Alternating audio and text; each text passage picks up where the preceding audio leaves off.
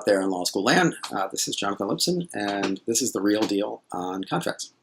Today we're going to talk about Unit 1.1, which deals with the scope of contract law.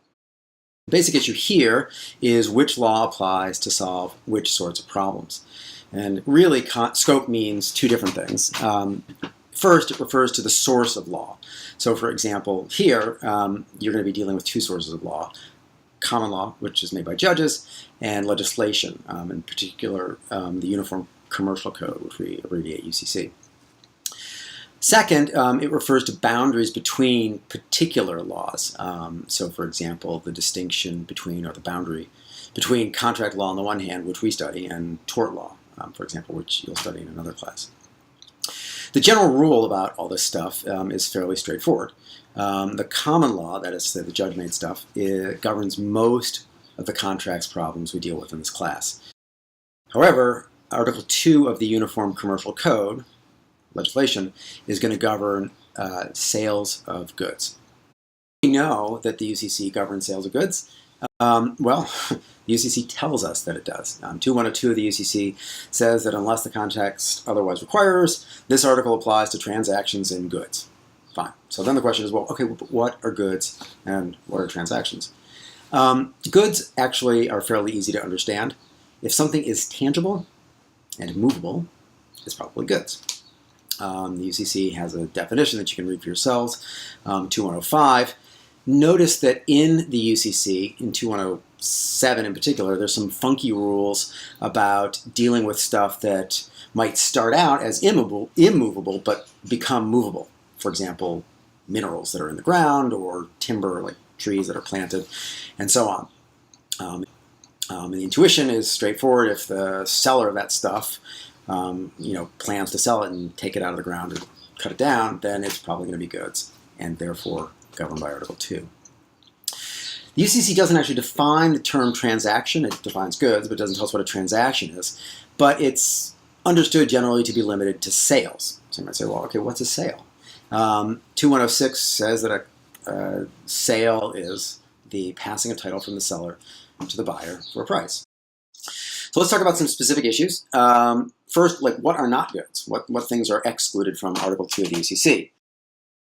Well, intangible things, real estate and services are like the three classic exclusions. What's intangible? Data, intellectual property, stuff like that, software, usually. Real estate is obvious, it's dirt, and services are also usually fairly self-explanatory, like you go get your haircut. That's a service, not governed by the UCC, governed by common law. The harder question is, well, what happens if you have a contract for something that's mixed? Some goods plus services, or goods and real estate, for example. This is your first exposure to case law. There's a case called Bone Break v. Cox that has given us an answer.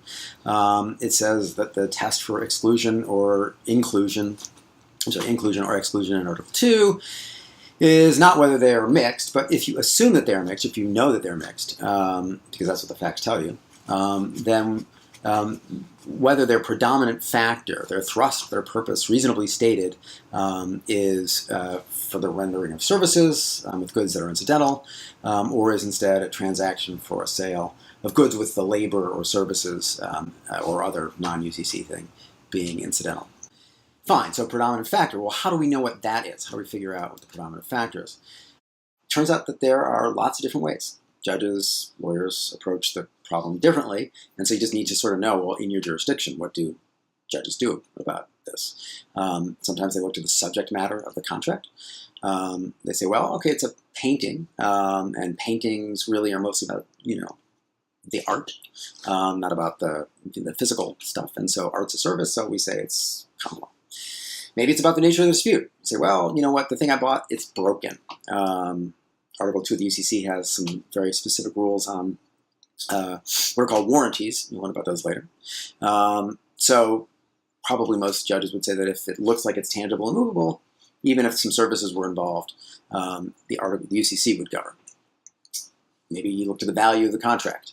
If most of the dollar value of the mixed contract is locked up in one thing or the other, goods or services, then maybe that's how the court decides. And then there's always just, well, we know it when we see it. sort of an intuition about it, which I think ends up being important, although it's hard to sort of articulate that as a rule. So we've got in the notes for today a Venn diagram that shows you how all that works. Finally, curveballs, right? There are 3 curveballs that you kind of want to bear in mind when you're thinking about problems of scope. Right? So we said, well, you want to figure out whether you're dealing with goods or other stuff. You want to figure out if you're dealing with mixed goods or services. And then there are 3 other things to think about. First, sometimes, even though courts know for sure that a transaction is not a transaction governed by the UCC because it doesn't involve goods, they might look to the UCC and use it by analogy.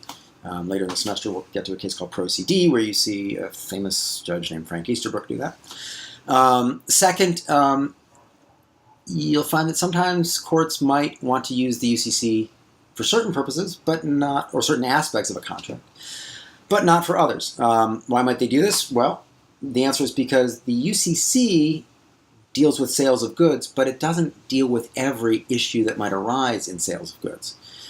What's an example? Well, if there's a sale of goods that happened also to involve fraud or duress or other stuff, other bad things, UCC doesn't tell us anything about that. The common law does.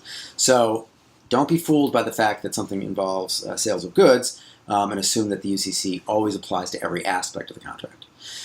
Third, can parties contract out of UCC? Can they disagree? Well, UCC doesn't apply.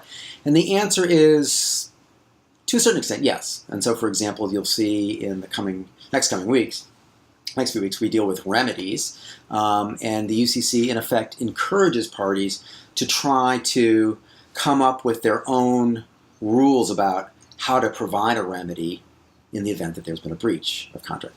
That is all for Unit 1.1. That's the real deal on the scope of contract law. Next, we'll take up Unit 1.2 and start to discuss remedies.